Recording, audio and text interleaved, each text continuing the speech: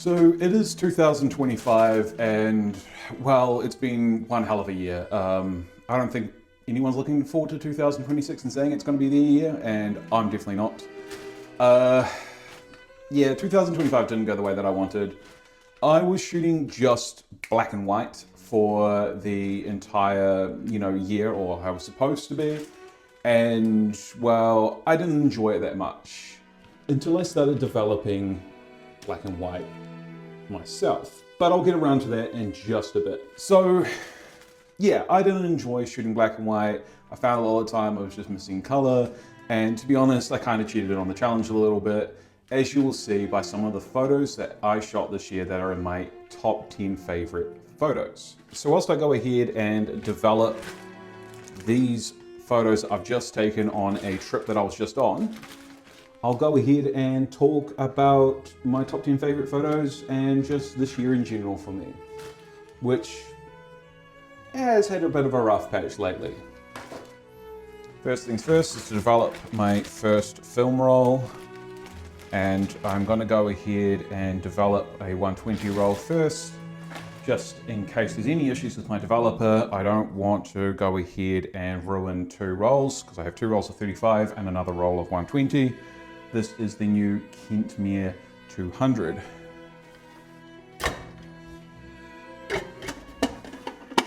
Always make sure you have your spool.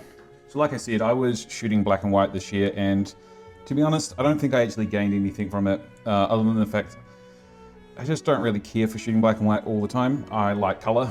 It is what it is.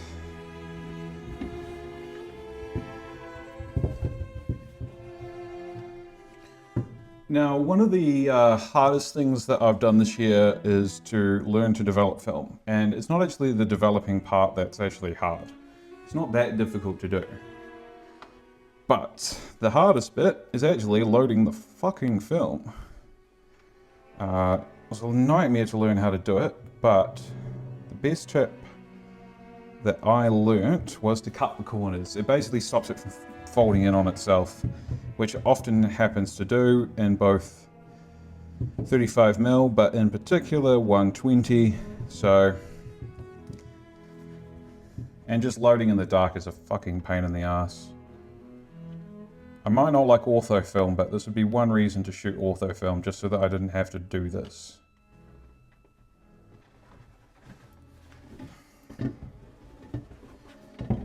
Anyway, after stressfully doing that, I do need to get a changing tent rather than the Stark bag, because it just loves to stick to the film a little too much for my liking. But that's pretty much what this year has been, is just lessons that weren't anything to do with what I was trying to actually learn.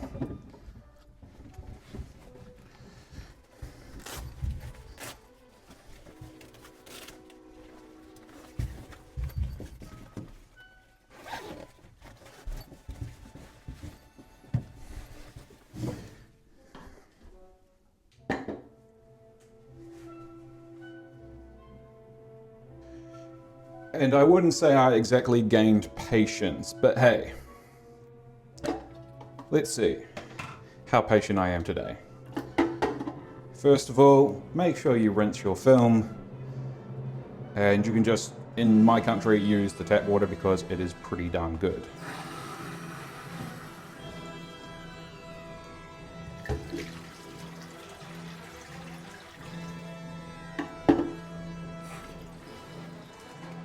Yeah. Note, Kentmere 200 is surprisingly a very clean film when you watch it, unlike, some of the Kodak films. I find Kodak, like Tri-X, is leaves a lot of color in the water. Now, I've only actually started developing about like 2 months ago. No, a month ago. But in that time, I've done about 20, 30 rolls, so that's pretty good. Clear. Okay, so let's start off with our developer, 1:9 ratio.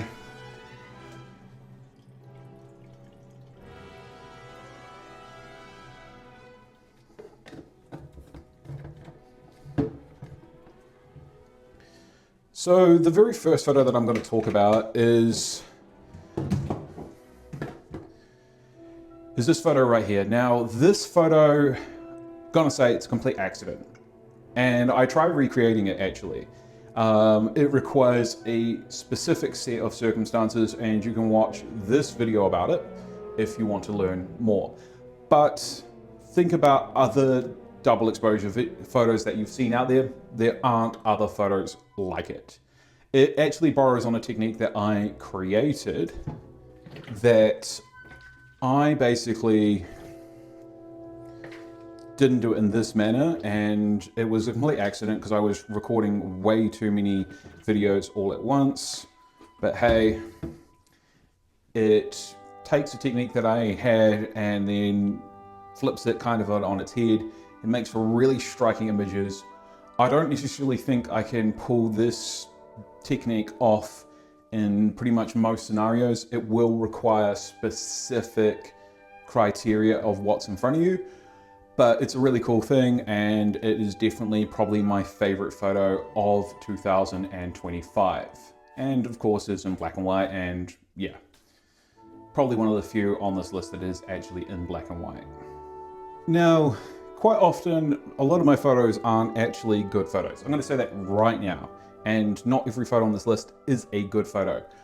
But this photo here in particular is technically good, or at least maybe not technical in the term of photo sense, but the technical term of getting the image.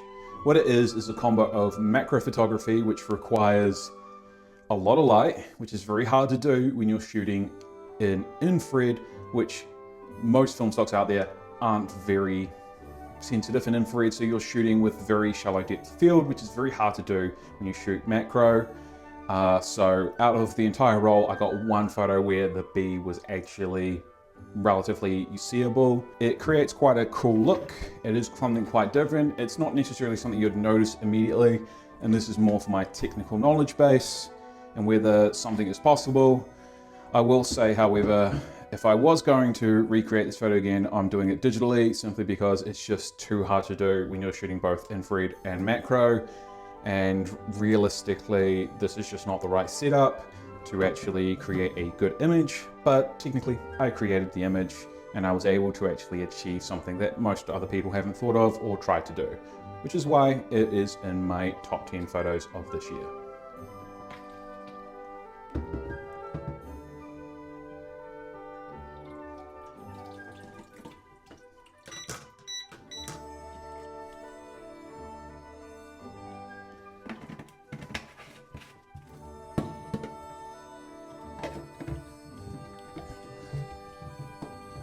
So I've just put the fixer in, and let's talk about photo number 3. So photo number 3 is pretty good in terms of technical, and actually artistically it's not too bad either.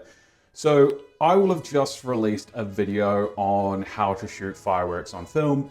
Hopefully some people see it just before New Year's. This photo here was shot on both slide film and large format, which means that essentially I've just made it fucking difficult as fuck to get right, but I did. And what I've got is a really cool image that I can hold in my hand or create a display piece with, and you can just see the fidelity in an extreme manner.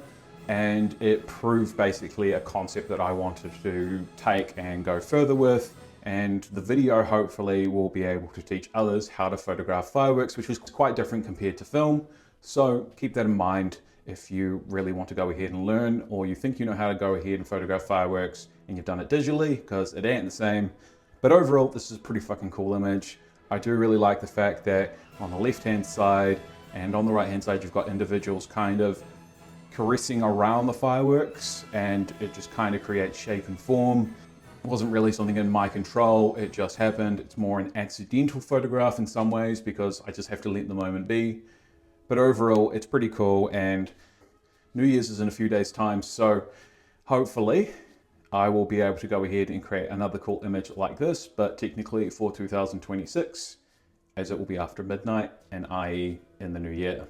Okay, so just before I go ahead and reveal whether I've got photos or not, I want to talk about my next photo, which is Hong Kong. So In January, we were in Hong Kong, and that was to go back to China for the Spring Festival for my partner, and I got this shot of her. Originally, I wasn't going to have this on the list, but I decided actually it had to be on the list because I just like the photo. I really, really do. And it's not just because it's my partner. I like the triangle on it. You can see right there. And then also I just like the colors, the look, the atmosphere, the vibe, just the tonality of it in total, which is really cool. There's quite a few photos from that area where we photographed where the blues just have this like crimson look to them, and it's just really, really cool. Pretty much that. It's just a photo that I'm really happy with, and my partner is probably my biggest critic, and especially when it comes to photos of her. So yeah, she likes it, and that's what's important. So let's see if we've got photos. And I think we do.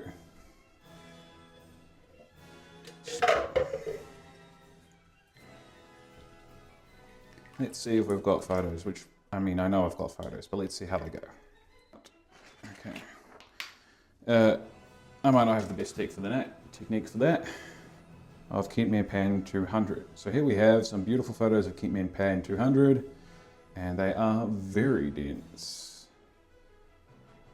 I hope I haven't slightly over-devved that, but oh well, won't be too much. Okay, so now we're on to the next film. Now this here is Potsdam Black and White 100.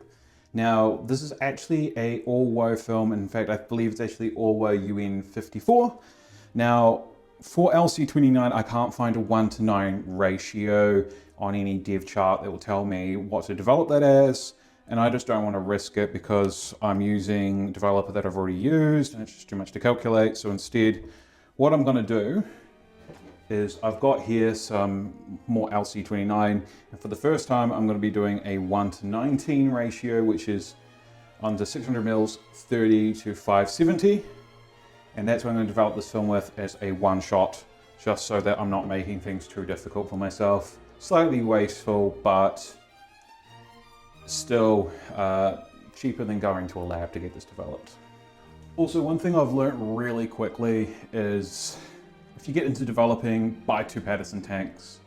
You will not regret it, trust me, especially if you're wanting to develop multiple rolls whilst you're having one in the fixer whilst it's washing for 5 minutes after you've gone ahead and done your developing. It's just a real pain in the ass to try dry everything, put everything in the next lot, especially if your life is a little time sensitive, like mine. Buy a second Paterson tank, just do it.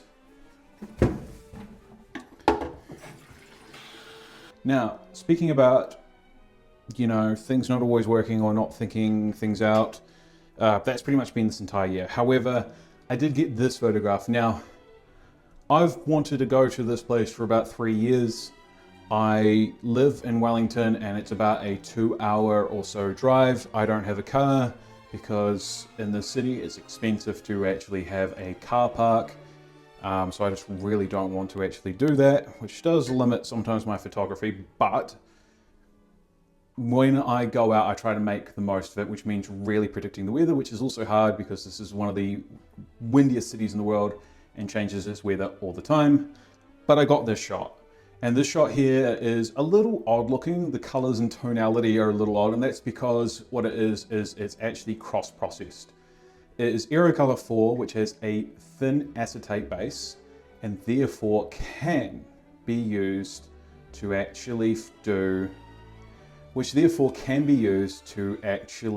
slide film. So it's actually developed as a positive, and that creates these really cool, weird tones. Now, I've gone ahead, given the film a bit of a rinse. Now, like I said, we're doing a 1:19 ratio because that's what the information that I have out there for this film stock.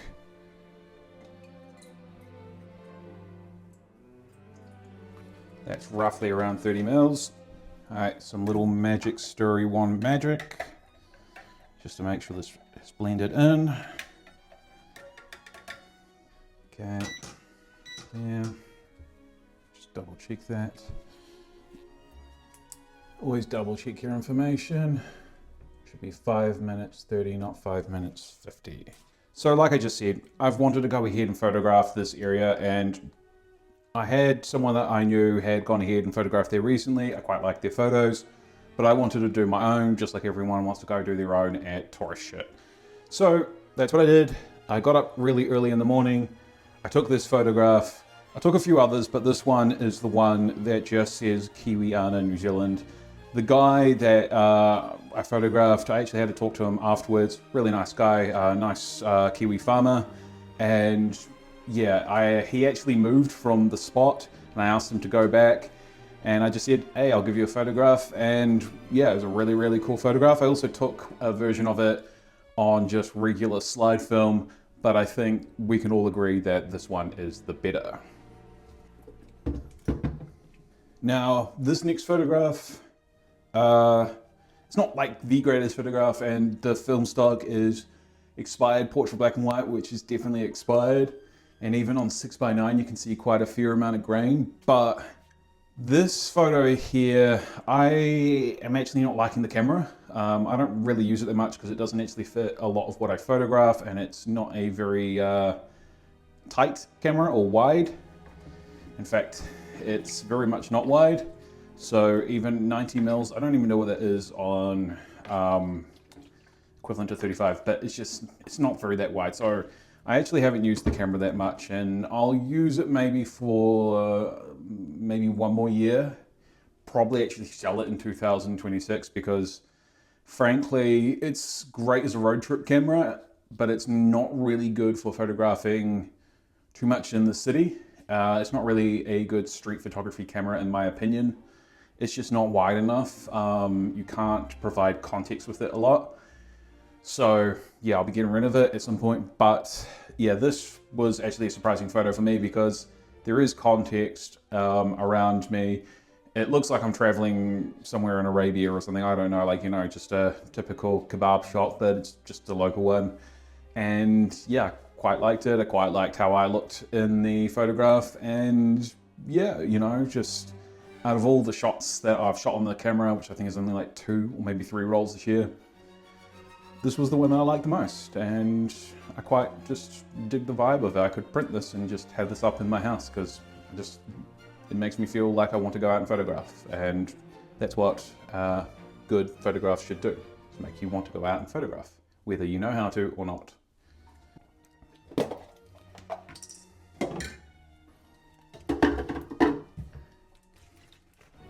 Time for our stop bath. Whilst I wait for the fixer, let's talk about this photograph. Now, this is actually taken inside this bathroom, and I'm not going to show you my bathroom right now because it's a bit of a mess. Currently, we have our in-laws here and traveling around the country with them.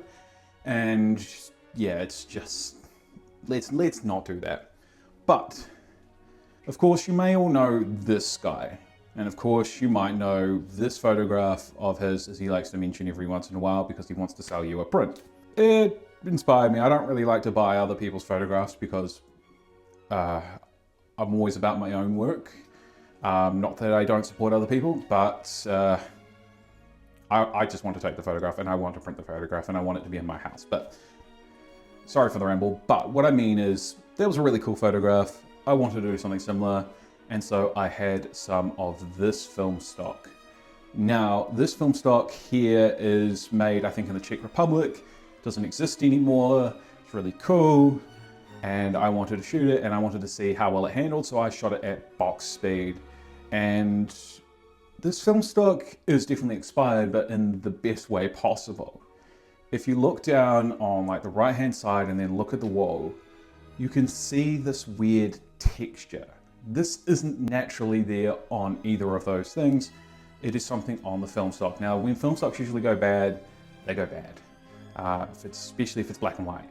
However, if it's color, you know, you can get some cool color shifts.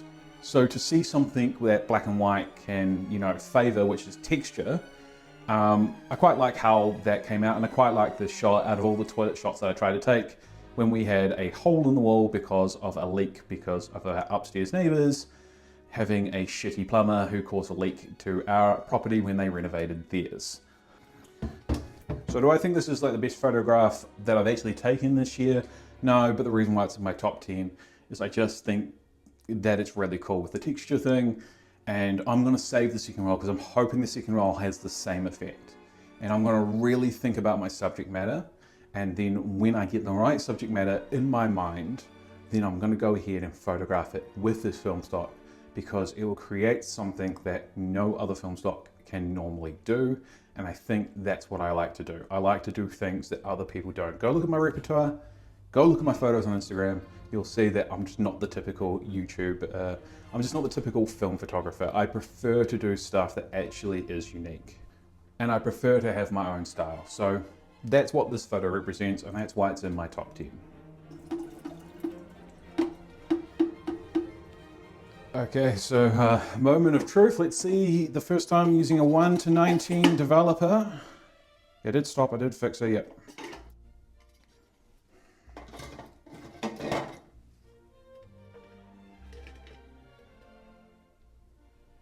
Oh, we got an image. Yeah, we got images. Bit hard to see, but definitely there.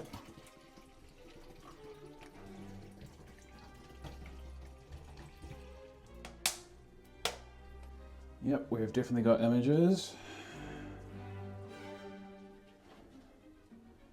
And some of these were shot with the flash turned off or the flash on, and it's kind of dark, so it's all kind of guesswork. So if some of these don't look right, that's just because that. But then there are other shots that for sure look right, so that's cool. Good. Okay, I think that's going to stay. And we have shots, as you can see right here between the two. So I'm on a bit of a race against the clock at the moment. My partner is out with her parents taking them around shopping because it's Boxing Day. I don't know what time they'll want to try come back. They're a bit noisy, so having them in the house whilst I'm recording this video becomes a bit of a problem, so I'm trying to do this as quickly as possible. So let's get on with it.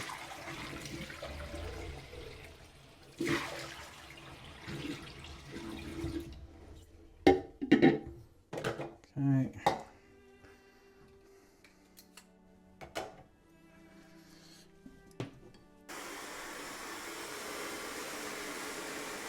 And if you don't know what I'm doing right now is simply just trying to dry this as quickly as possible. This is the quickest way to dry it if you need to dry it in a bit of a hurry. And the reason why you want it dry is simply because if these are wet, it's a lot harder to put the film onto.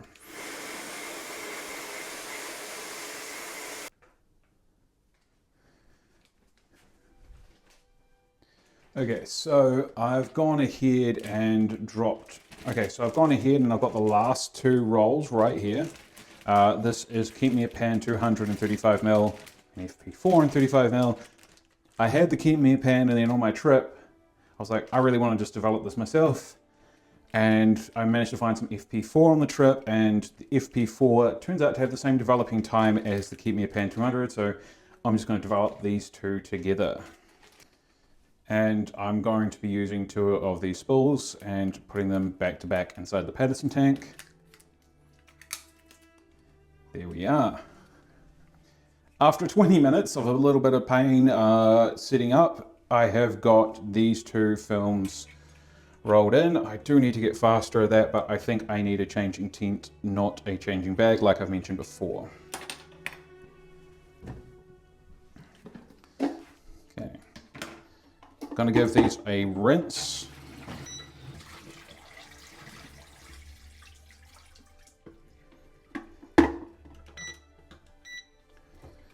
Okay, using the normal developer.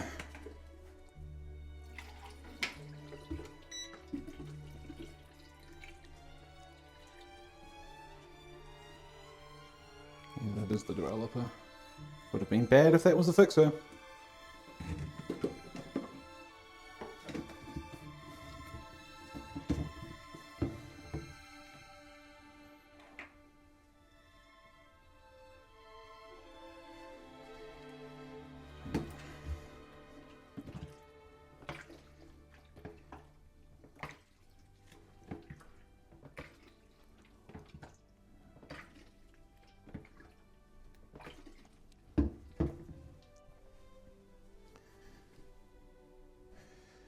So yeah, most of this year has been shit when it comes to taking photos, especially during the winter. I haven't had the greatest work-life balance, so I haven't been able to go out and photograph as much as I wanted in 2025. So pretty much it was the end of this year and the start of this year, in particular the start of this year, where I actually had photos that are really cool. And this one I also took in January and was just after New Year's. Me and my mate Ollie, we went up Mount Taranaki. We both had never been before. I followed behind him because I'm just really not as fit as I should be. But yeah, I got this cool shot.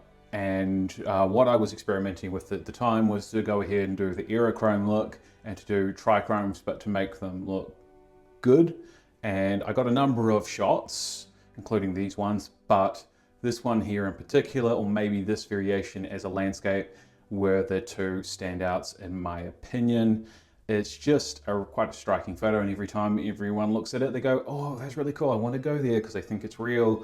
Of course, I then have to explain the whole technique, then they just get confused, and now I've just given everyone a headache. I have experimented with a lot more when it comes to aerochrome, including this video here with this photo and this setup to create a technique based on someone else's idea and just take it one step further. But when it comes to overall big landscape photos, I do prefer the older method of trichromes, just simply because you get, in the right circumstances, in particular with clouds, you get these cool rainbow effects that just make things look otherworldly, and that's what this image is.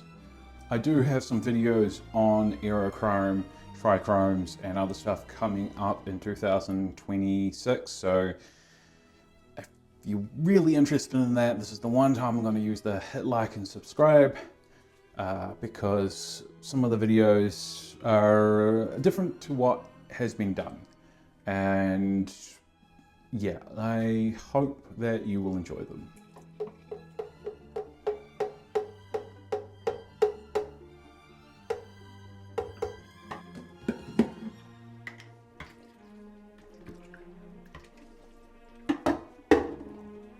So whilst we wait for the fixer to do its magic, let's go over another top 10 photo. Now this again isn't a perfect photo.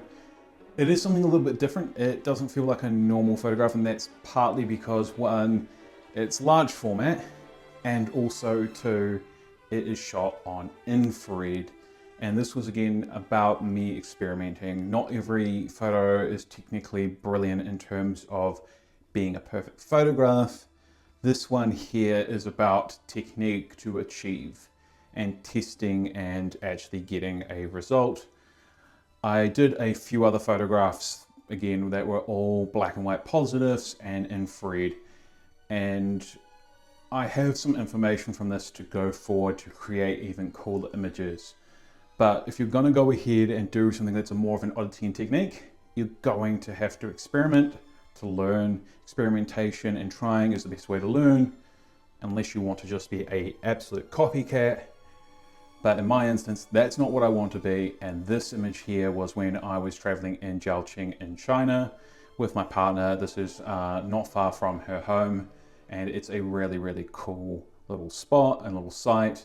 And now I photographed this in color before and got this Windows early 2000s wallpaper look. But this year, instead, I got this look and I quite dig it.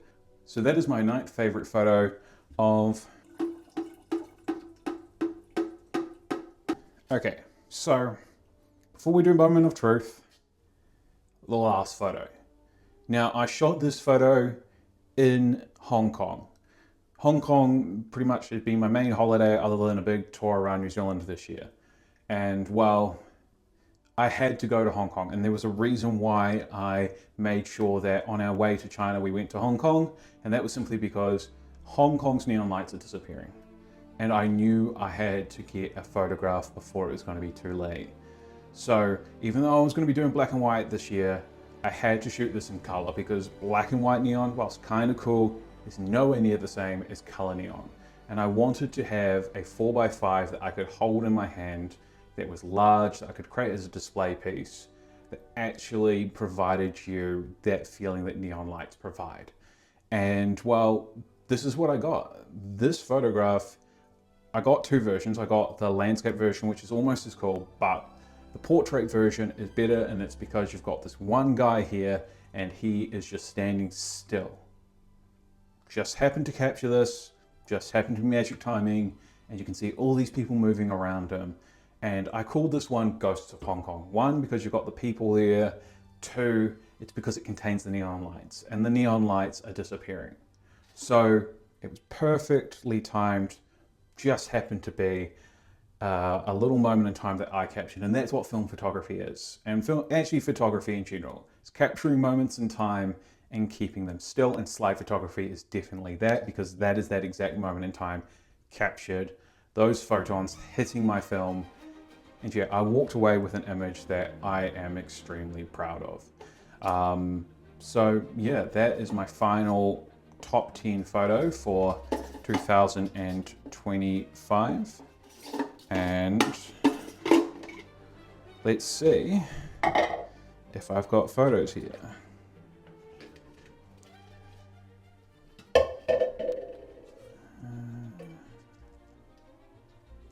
Yep, I've got photos. Okay, perfect. Little freaky what happened with this one here, but oh well. It's fine. Slight bend on that one probably. Might just need a little bit more wash. Slight bend on that one, but yeah, we can see I have images. So yeah, decently nice and developed.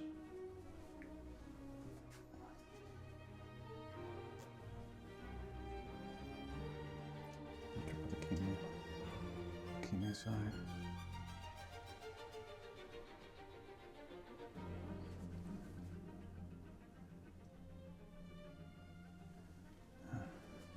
Didn't realize that would be an issue. Okay, so we've had developed photos 1. So here's our second batch. Where to pull these from?